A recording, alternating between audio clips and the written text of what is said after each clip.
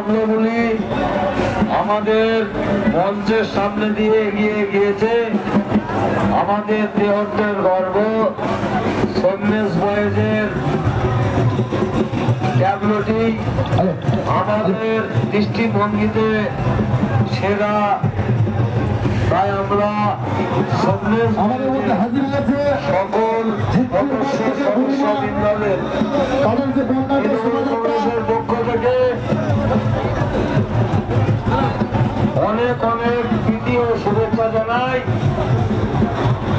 তারা যেন আগামী দিনে দর্শক ট্যাবলো নিয়ে রাজপথ দিয়ে এগিয়ে চলে এ আশা আমরা তৃণমূল কংগ্রেসের পক্ষ থেকে রাখি।